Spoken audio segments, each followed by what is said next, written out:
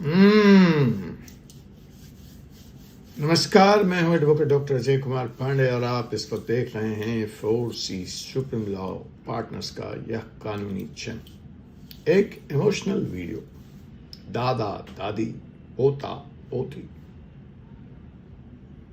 अब दादा दादी की नजरें कानून के मुताबिक पोता पोती को लेकर टेढ़ी हो गई। अब प्यार का वो जो पैमाना है वो कम हो गया है। ऐसा क्या हो गया कि अब पोते और पोती को दादा दादी के प्यार शायद मिल जाए, लेकिन प्रॉपर्टी में हक नहीं मिलेगा। तो जी हां, दिल्ली हाई कोर्ट का आ गया है एक बड़ा फैसला फैमिली प्रॉपर्टी को लेकर, स्पेशली दादा दादी वर्सेस पोता पोती। तो आइए समझते हैं कि इस मुकदमे में, इस प्यार की मिलावट में, इस प्यार की कमी की वजह क्या है, जिसके कारण कानून को, दिल्ली हाई कोर्ट को नजरें टेढ़ी करनी पड़ी। जी हां, आज मैं आपको एक इसी जजमेंट की तरफ लिए चलता हूं जो करोड़ ऑफ भारतीय फैमिली को डायरेक्टली प्रभावित करने वाली है, इंपैक्ट करने वाली है। क्या आप सोचते हैं, या जैसा कि अब तक होता आया है, कि दादा दादी की प्रॉपर्टी में आपका automatic right? Delhi high court ने एक हिस्टोरिकल ग्राउंड ब्रेकिंग जजमेंट में इस मिथ को, इस विश्वास को तोड़ दिया है। और जब आप उस जजमेंट को पढ़ेंगे, जानेंगे, समझेंगे, तो आपकी जो सोच है वो कंप्लीटली बदल जाएगी। मैं हूं doctor Ajay Kumar Pandey, advocate, supreme court of India and property expert and author and writer of book property laws unveiled. किताब यहां मेरे सामने पड़ी है, आपको एक नजर किए चलता हूं। जी हां, प्रॉपर्टी लॉ अनवील्ड। तो आज हम इस एपिसोड में डिस्कस करेंगे कृतिका जैन वर्सेस राकेश जैन केस, जो यह डिसाइड किया कि ग्रैंड चिल्ड्रन का क्या हक है ग्रैंड पेरेंट्स की प्रॉपर्टी, और कैसे बदल दी उसने पूरी फैमिली लॉ की दुनिया को। तो साहब, पहले समझते हैं इस केस के बैकग्राउंड को, इस केस के कंटेंट को। एक लड़की है कृतिका जैन, उसके फादर हैं राकेश जैन, और कृतिका जैन ने अपने पिता राकेश जैन के खिलाफ केस फाइल कर दिया।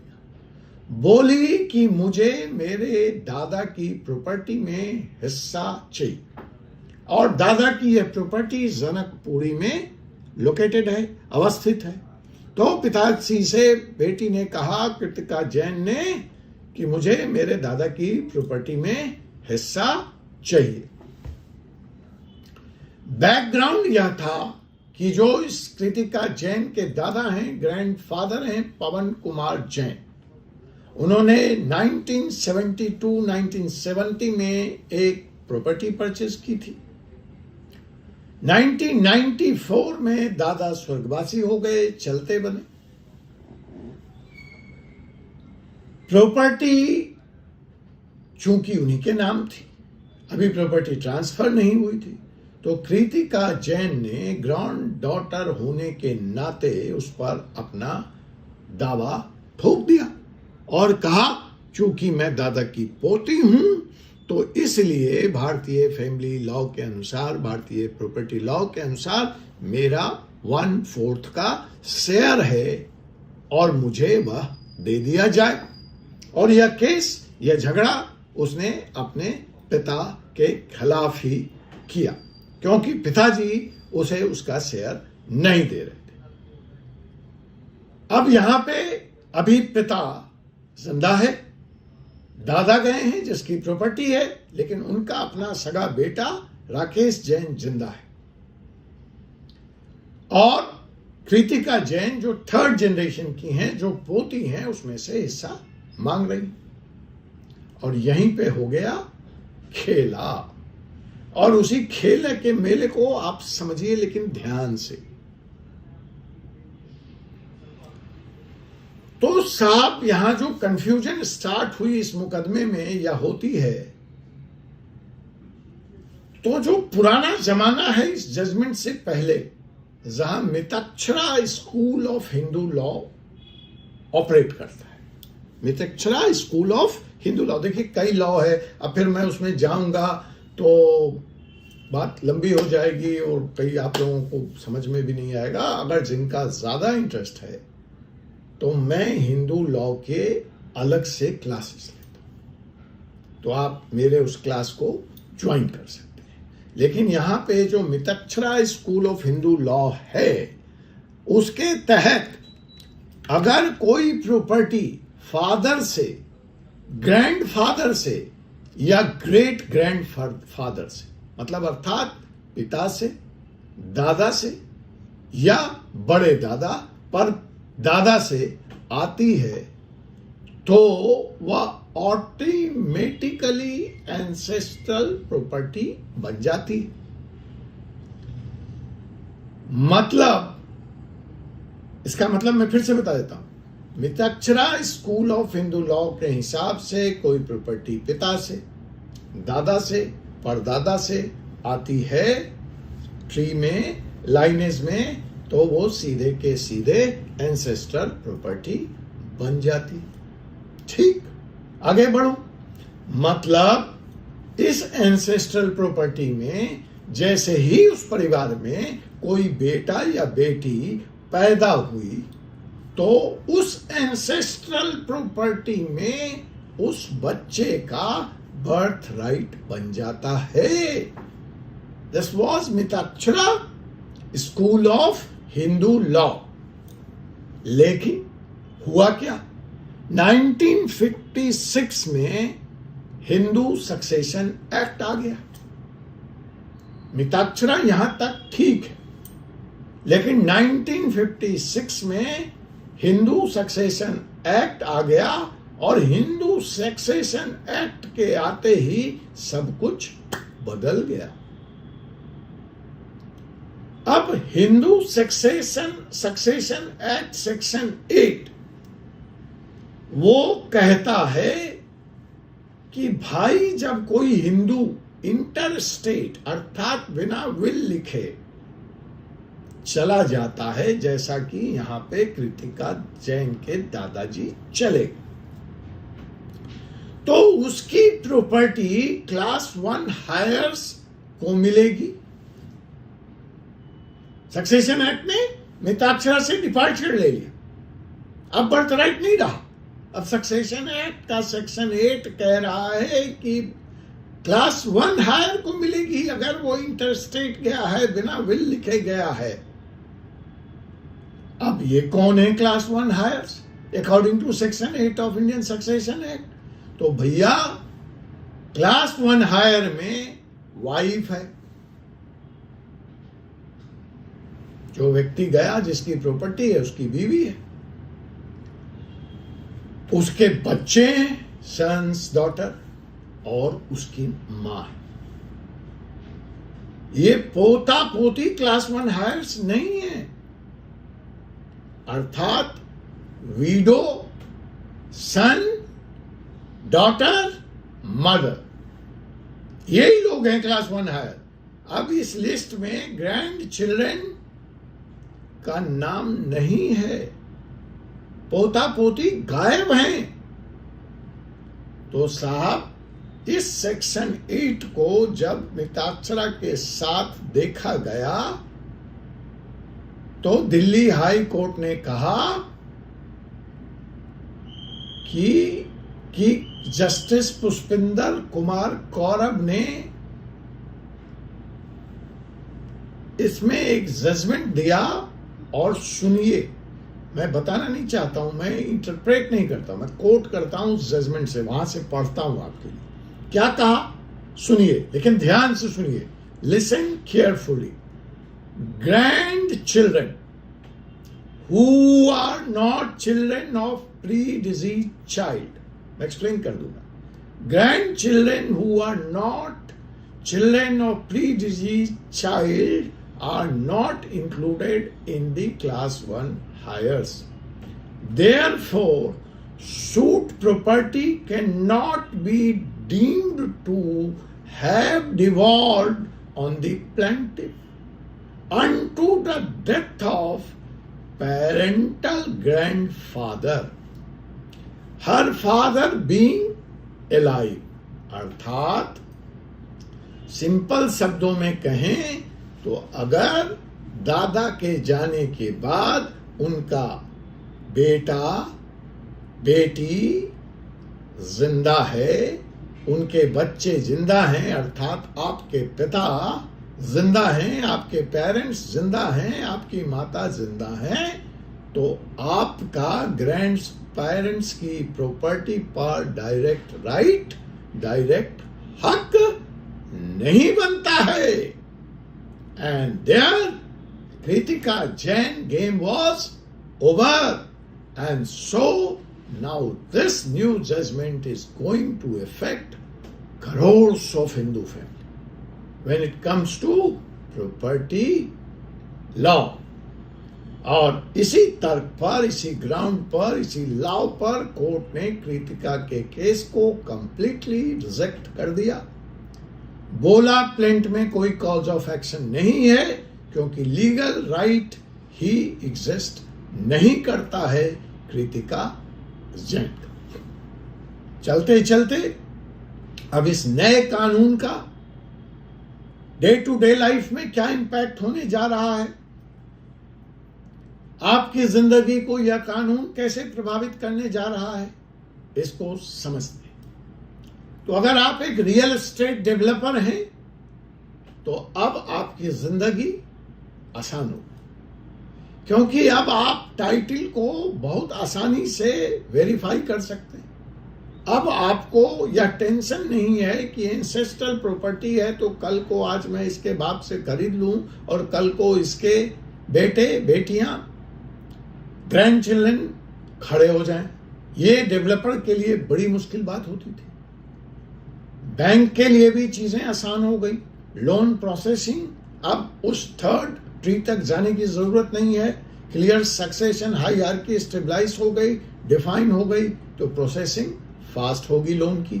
फैमिलीज के लिए भी यहां पर एक पॉइंट है, अगर ग्रैंड पेरेंट्स चाहते हैं कि ग्रैंड चिल्ड्रन को प्रॉपर्टी मिले तो अब उनको अपने जिंदा रहते हुए ही proper real estate, proper state planning, proper will करनी होगी।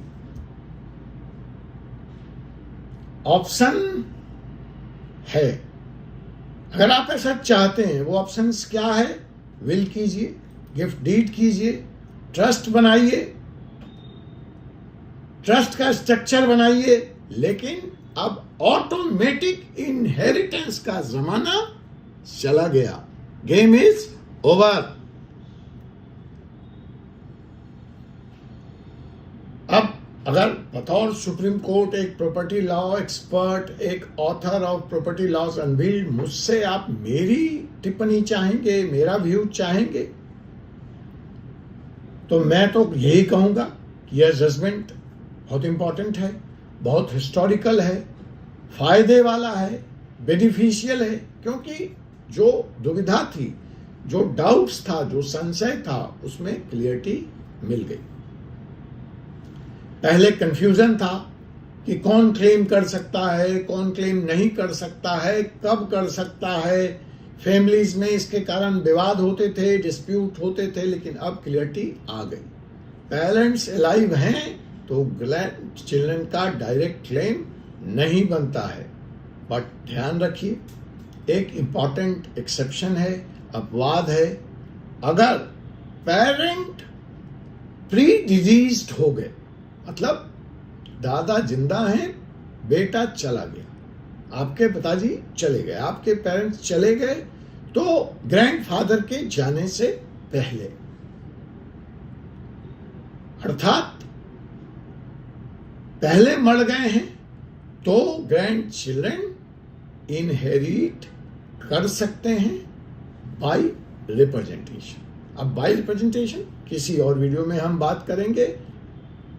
इसको और समझाने के लिए इसको ऐसे समझिए कि अगर कृतिका के फादर या पेरेंट्स की डेथ उसके ग्रैंडफादर से पहले हो गई होती, तो फिर कृतिका का राइट इस प्रॉपर्टी में, फिर यह सूट उसके फेवर में डिसाइड होता, फिर उसका राइट यहां क्रिएट हो गया होता। अब सवाल है कि इस नए जजमेंट का नोटिस आपको लेना चाहिए, वीडियो को शेयर करना चाहिए, चैनल को सब्सक्राइब करना चाहिए और कुछ प्रॉपर स्टेप्स लेने चाहिए। क्या है? पहली बात, ग्रैंड पेरेंट की, अगर आप दादा दादी तो प्रॉपर विल बनाइए। अब एक्सक्यूज का टाइम चला गया, आप क्या चाहते हैं उसको प्रॉपरली डॉक्यूमेंट करिए, और यह सब करने के लिए प्रॉपर लीगल एडवाइस लीजिए। नो मोर इररिस्पॉन्सिबिलिटी, कोई गैर जिम्मेदाराना बात चलेगी। अगर आप पेरेंट्स हैं तो आप अपने इनहेरिटेंस को प्लान कर लीजिए। अब अनप्लान नहीं चलेगा। बच्चों के भविष्य के लिए रणनीति बनाइए, स्ट्रेटेजी बनाइए। और अगर आप ग्रैंड चिल्ड्रन हैं, आप पोता पोती हैं, तो भैया फालतू के सपने मत पालो, बाबूजी से पंगा मत लो। तो कल तक धमका देते थे पिताजी को, माताजी को कि तुम मत दो, दादा वाली हम बंटवा लेंगे, दादी वाली हम ले लेंगे। गए वो दिन। बाप बाप है, सुनो, टाइगर जिंदा है। हाँ, जरूरत है तो पेरेंट्स से डिस्कस कीजिए, बातचीत से रास्ता निकल सकता है, लेकिन धमकी का दौर चला गया, कोर्ट के माध्यम से लेने का दौर चला गया। अल्टरनेटिव प्लानिंग कर सकते हैं आप अपने पेरेंट्स के साथ बैठकर। यह ध्यान रखिए, भावना अलग है, लीगल राइट्स अलग है। दादाजी आपको कितना भी प्यार करते हो, करते थे, करते हैं, दादी कितना प्यार करती है, क्या कहती थी, लेकिन अब डायरेक्ट ट्रांसफर संभव नहीं है। दोस्तों, यह जजमेंट सिर्फ एक लीगल क्लियरिटी नहीं देता है, या आपकी family state planning, family property planning का अहम हिस्सा है। अगर आप प्रॉपर्टी लॉ से रिलेटेड कोई और सवाल पूछना चाहते हैं तो कमेंट सेक्शन में पूछिए, मैं व्यक्तिगत तौर पर उसका उत्तर देने का प्रयास किया रहूंगा। वीडियो अगर आपको अच्छा लगा हो, हेल्पफुल लगा हो, तो चैनल को सब्सक्राइब कीजिए, अपने जानने वालों को शेयर कीजिए, बेल आइकन बटन दबाइए, ताकि फ्यूचर में इस तरह के लीगल अपडेट्स आपको समय से मिलें और कोई नया अपडेट मिस ना हो। नेक्स्ट वीडियो में मैं आपको बताऊंगा कि डॉटर्स की प्रॉपर्टी राइट्स क्या है शादी के बाद। यह टॉपिक भी गेम चेंजर होने जा रहा है, इंपॉर्टेंट होने जा रहा है, इसलिए अगले वीडियो को देखना मत भूलिए। दिल्ली हाई कोर्ट ने बहुत क्लियर शब्दों में बता दिया कि ग्रैंड चिल्ड्रन का प्रॉपर्टी में डायरेक्ट राइट्स नहीं है अगर उसके माता पिता, उसके पेरेंट्स जिंदा हैं। अब बहुत जरूरी है प्रॉपर स्टेट प्लानिंग करने की और कानूनी रूप से जागरूक बने रहने की। Keep learning, keep growing. मैं हूं advocate doctor Ajay Kumar Pandey, supreme court of India, author of book property laws unveiled. आपसे मुलाकात होगी एक नए एपिसोड के साथ, एक नए जजमेंट के साथ अगले वीडियो में। तब तक के लिए मुझे अनुमति दीजिए। जय हिंद, जय भारत, जय संविधान।